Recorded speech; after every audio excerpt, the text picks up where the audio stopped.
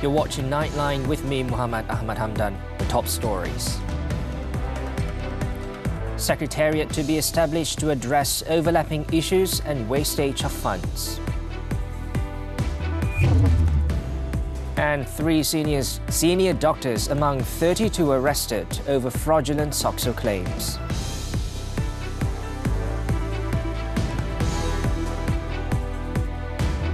Good morning. We begin the bulletin with this story. A crocodile which was sighted at the Shah Alam Lake in Section 7 is believed to have originated from the river drainage system which is connected to the lake.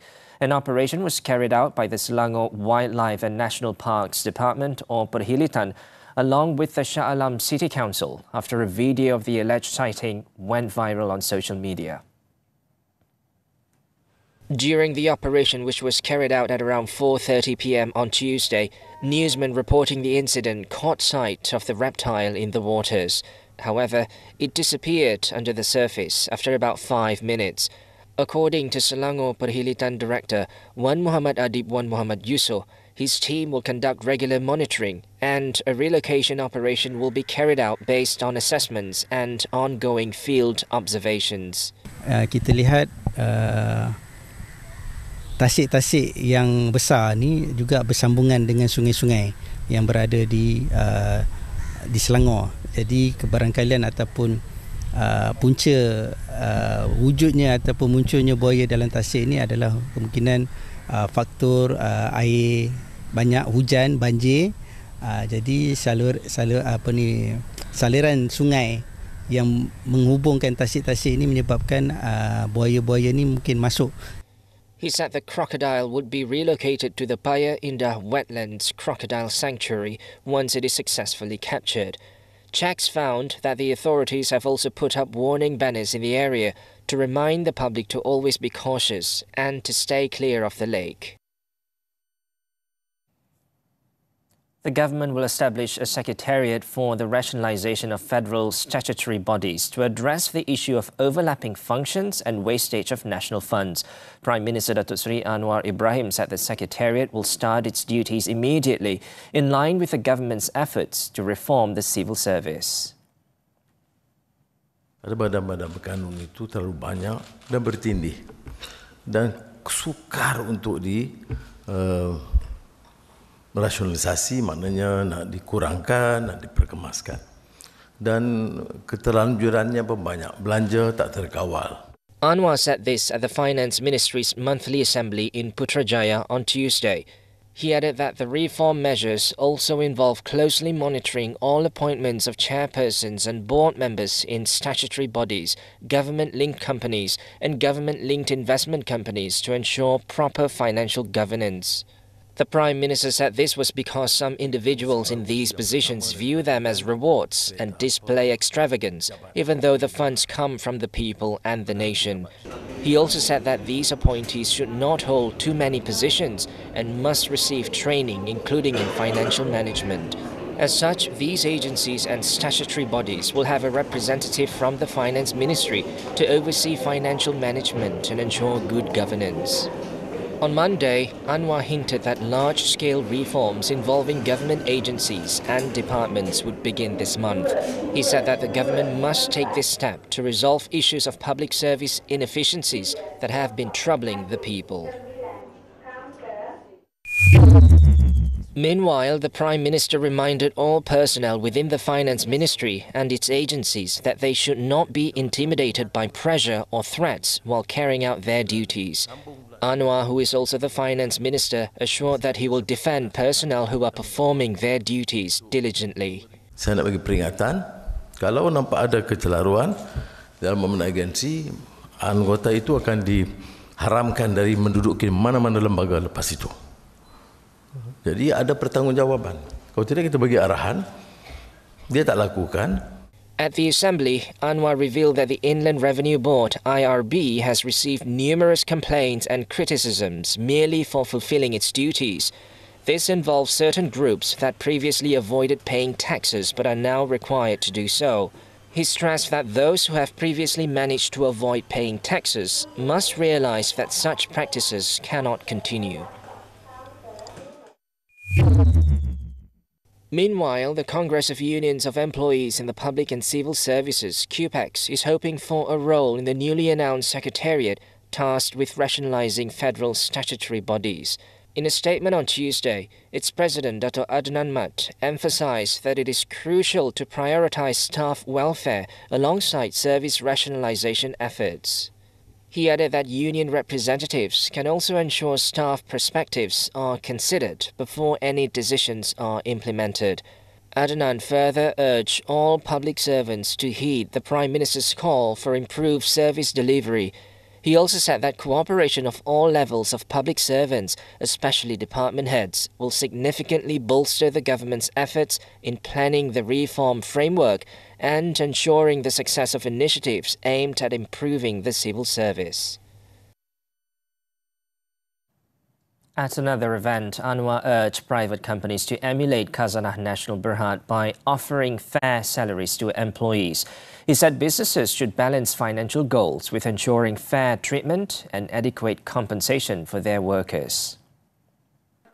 Jadi sementara memusatkan perhatian kepada keuntungan, harus ada iltizam untuk menjamin keselesaan mereka. Sebab itu saya ucapkan tahniah setinggi-tingginya kepada Khazanah. Kerana inilah satu badan yang menetapkan gaji minimum bagi setiap pekerja dalam keluarga Khazanah RM3,000 lebih.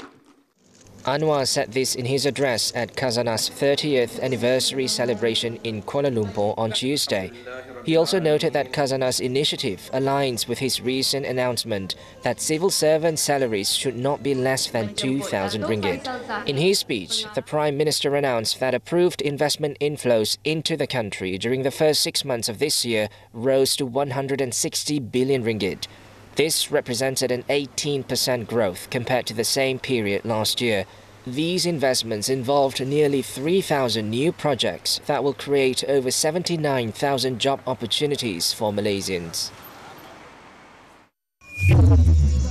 Meanwhile, Anwar has assured that the government is committed to saving Malaysia Airlines, which has recently faced operational challenges, by any reasonable means necessary. He said that efforts to revive the national airline have been initiated by Khazanah, the sole shareholder of Malaysia Airlines, through its subsidiary, Malaysia Aviation Group MAG, but this will take time. Hampir tiap minggu tanpa kecuali kita bicara soal ini.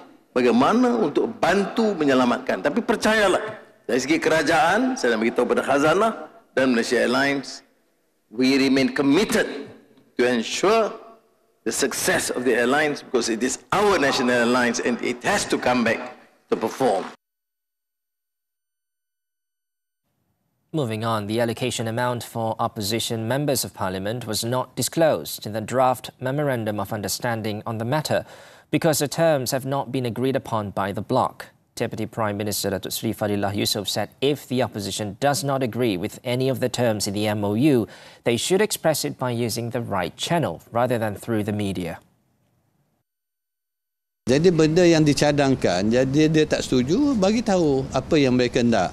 Apa terma-terma, itu nama perundingan. Terma tu belum dipersetujui, apa yang kita nak bincang pasal amount. Fadilah said that the conditions set are intended to ensure political stability within the country, which is crucial for attracting investors. He added that so far the government has not received a response from the opposition regarding the draft MOU.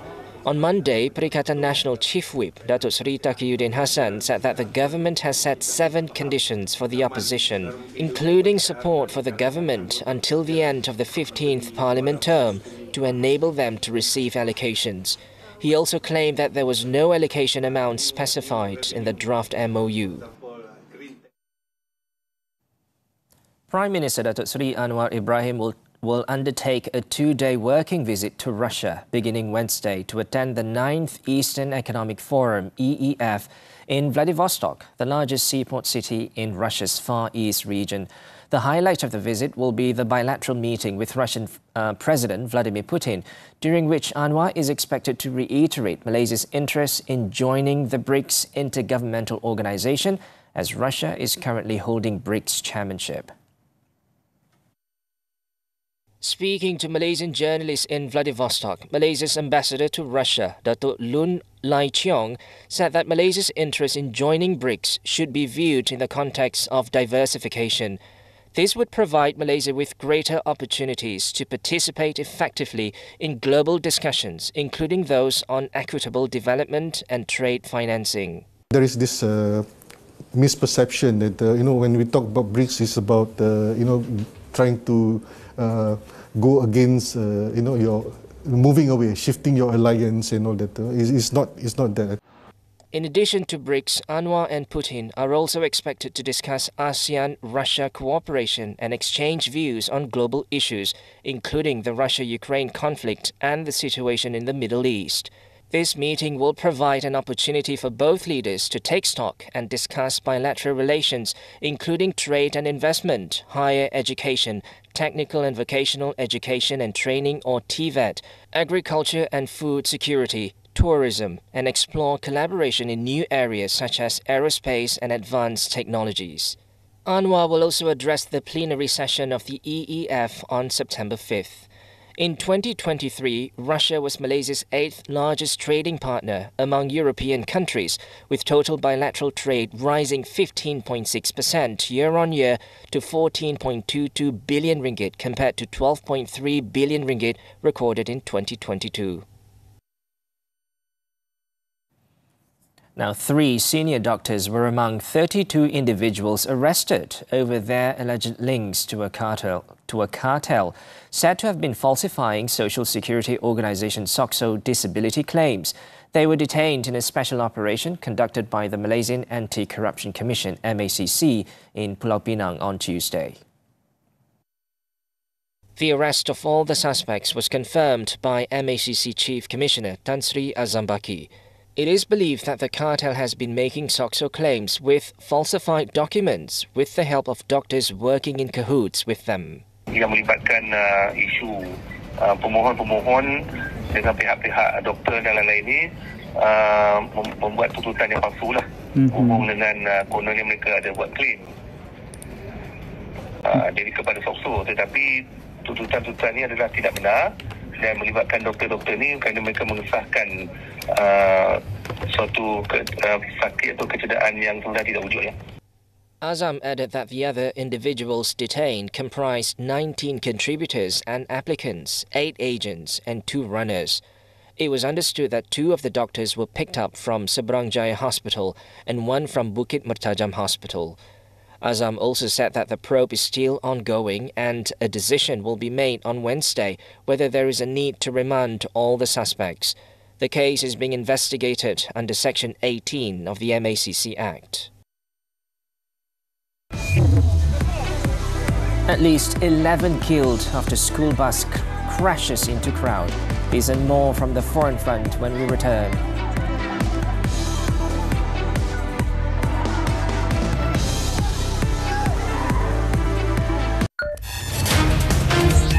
Diving deep into the business world. With expert insights and in-depth analysis. The latest trends and developments shaping the country, region and the globe. Key insights into finance. On Money Matters. Every Saturday at 5 p.m. on TV3 and stream on Tonton.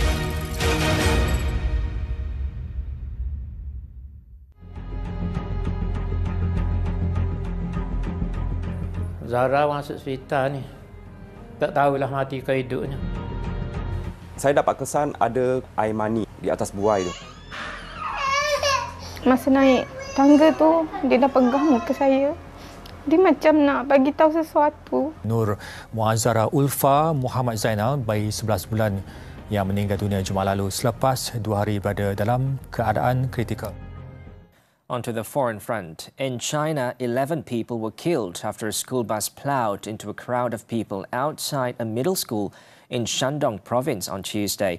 The incident occurred when the driver lost control of the vehicle as it approached the school in Tai'an City at 7:27 a.m. local time, crashing into a group of parents and students as they were standing outside the gate.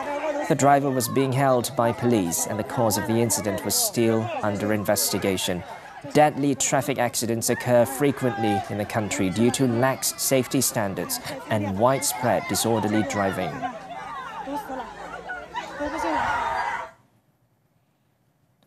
In the United States, a suspect was detained on Tuesday over the mass shooting that killed 4 passengers on a train in Chicago. According to authorities, the incident occurred when all 4 victims were shot dead while heading into the Forest Park terminal on a Blue Line train at about 5:30 a.m. local time. 3 victims were pronounced dead on the scene, while the 4th died at Loyola University Medical Center in Maywood. The suspect, identified through security footage, was later apprehended on a Pink Line train. Police stated that this appears to be an isolated incident with no immediate threat to the community. Monday morning on 2 separate subway cars.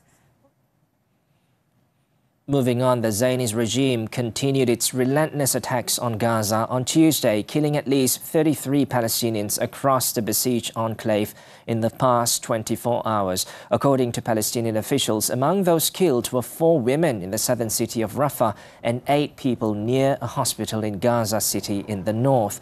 Amidst these atrocities, Israeli Prime Minister Benjamin Netanyahu said that he would not give in to pressure, although tens of thousands of Israelis demonstrate against his government, demanding a ceasefire deal and the release of captives held in Gaza. To date, at least 40,819 Palestinians have been killed by Israeli forces, with 94,291 others left injured.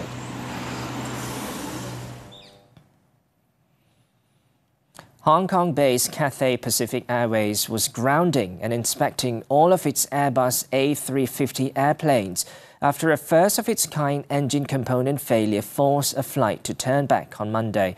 So far, they have identified a number of the same engine components that need to be replaced, and the repair work is underway.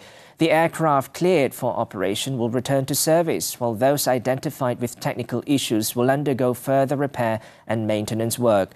Cathay Pacific has so far cancelled 24 return flights until the end of Tuesday, and it said it may have to cancel more depending on developments. The New Zealand government announced on Tuesday that it will nearly triple entry fees for foreign tourists. International tourists will have to pay $62 starting October 1st, compared to $22 currently. The government has also proposed to increase taxes on regional airports. The news prompted criticism from the country's key tourism sector, citing concerns that it will keep visitors away. According to Tourism and Hospitality Ministry, international visitors spent over $11 billion in the year ended March 2024.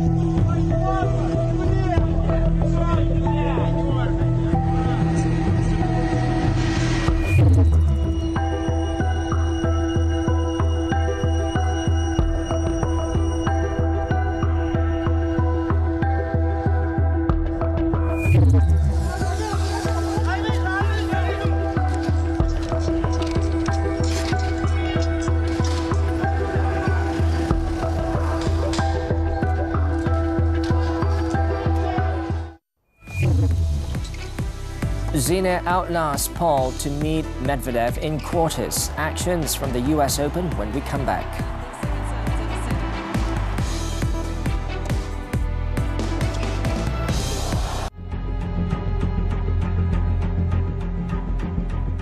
Zara masuk hospital ni. Tak tahulah mati ke hidupnya. Saya dapat kesan ada air mani di atas buai tu. Masa naik tangga tu, dia dah pegang muka saya.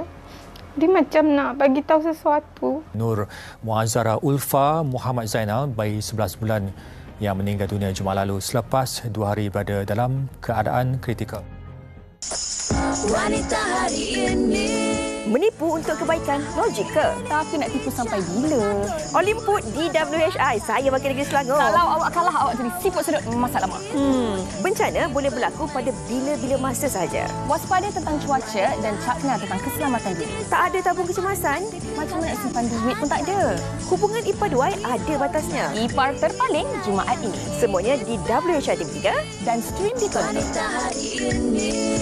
We're back with sports. The government has allocated 15 million ringgit to the national men's football team, better known as the Harimau Malaya, to strengthen the development of football in the country. Prime Minister Datuk Seri Anwar Ibrahim said that the amount includes 10 million ringgit from the government and 5 million ringgit from private companies, specifically for the management, training and welfare of the players.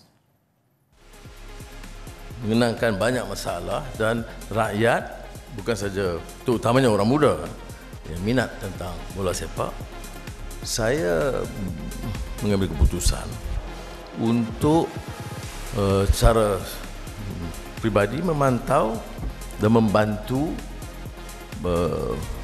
memperkukuh pasukan Harimau Malaya di Malaysia ini. Tapi 15 juta itu khusus untuk, bukan untuk persatuan, untuk pasukan Harimau Malaya. Pengurusnya, jurulatihnya yang terbaik supaya dalam beberapa tahun kita akan angkat Harimau Malaya sebagai di antara gergasi di Asia ini. Anwar said this during his speech at the monthly assembly of the Finance Ministry in Putrajaya on Tuesday. Meanwhile, FAM President Datuk Hamidin Amin in a statement expressed his appreciation to the government for its support. He further said that FAM will soon meet with the Prime Minister to present the organisational structure of the national team's management. On to the 2024 Paris Paralympics. National para-shuttler Muhammad Faris Anwar's hope of bringing home a medal was dashed after losing to Indonesia's Deva Anri Musti in the men's singles SU5 bronze playoff on Tuesday. Despite leading in the first set 21-17, Faris could not maintain his momentum and was eventually defeated by the Indonesian 19-21, 12-21, allowing the latter to secure the bronze medal at the Porta de la Chapelle Arena. Nevertheless, the world number 4 remains determined to bounce back and win a medal at the 2028 Los Angeles Paralympics. Moving on to tennis, the 2024 US Open, top-seeded Jannik Sinner survived a hard-fought battle against Tommy Paul, beating the American in straight sets to reach quarterfinals on Tuesday. The world number 1 had to recover from a slow start before pulling away to get past the American 7-6, 7-6, 6-1. With the win, Sinner moved into a showdown against 2021 champion Daniil Medvedev, the only past winner at Flushing Meadows, still in the men's field.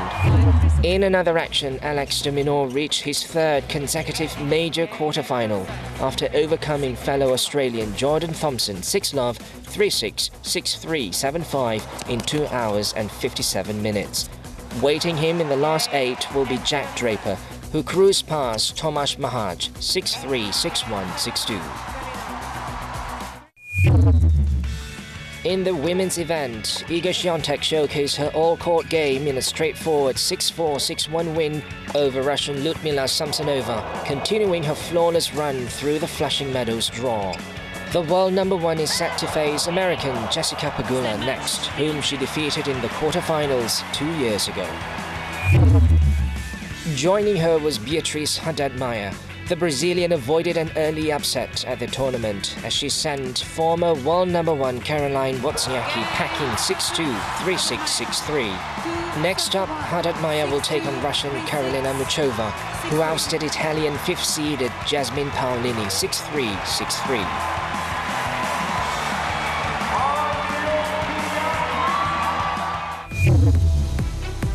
Johor Odor Pollution chemical substance detected in Sungai Pandan. The details after this short break.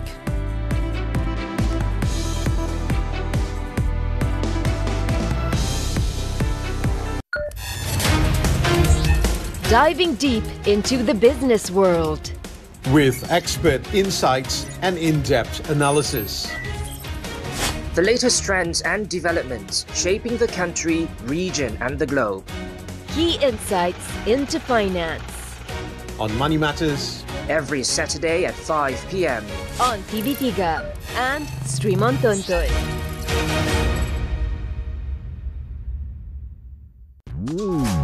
Topik menarik di ABHI. Kejadian tanah jelus di Kuala Lumpur, masyarakat perlu cakna tentang risiko. Kencing tikus di taman irigasi air, jangan ambil mudah sebab ia boleh membawa maut. Fetri, dalam media sosial sekarang ini tengah tular sifat sudut. Apa khasiat dan kelebihan?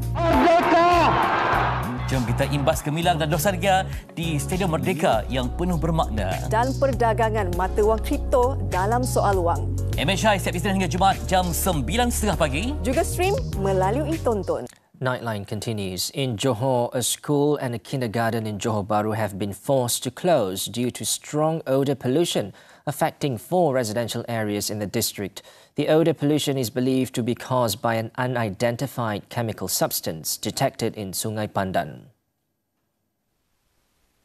According to Johor Health and Environment Committee Chairman Ling Tian Soon, authorities are in the process of identifying the mysterious chemical substance in the river, which is believed to be causing the odor pollution, affecting Kampung Melayu Pandan, as well as Taman Daya, Taman Mount Austin and Taman Istimewa. The Exco member added that water and soil samples from the river have also been collected for analysis. Ada satu kandungan bahan kimia yang belum dapat dikenal pasti lagi, ada melebihi daripada parasnya. Oleh itu kami sedang menunggu pakar ataupun mesin ataupun indikatornya daripada bomba Melaka untuk turun ke sini untuk menjalankan siasatan yang lebih lanjut ataupun dapat mengenal pasti apa kandungan yang lebihan dalam air sungai sini. Although the pH levels of the water tested were normal, the river has turned black, murky and oily. Meanwhile, several residents in the area complained that the overpowering stench had lingered since early Monday morning and caused them to experience dizziness. So far, there have been no reports of residents seeking medical attention at public health clinics or hospitals due to the odor pollution. In Kelantan, an enforcement officer from a government agency was among 6 people remanded on Tuesday for allegedly soliciting and accepting monthly bribes from suspected smugglers. Kota Baru Magistrate Ahmad Shafiq Aizat Nazri issued the 5-day remand order on all the suspects to facilitate investigations by the Malaysian Anti-Corruption Commission MACC. It was alleged that the men in their 50s had asked for and received monthly bribes of between 5,000 and 10,000 ringgit as an inducement to not take action against those involved in the smuggling of goods, including contraband, cooking oil and other government-subsidized items. The suspects were arrested separately when they were summoned to have their statements recorded at the state MACC headquarters on Monday. The case is being investigated under the MACC Act.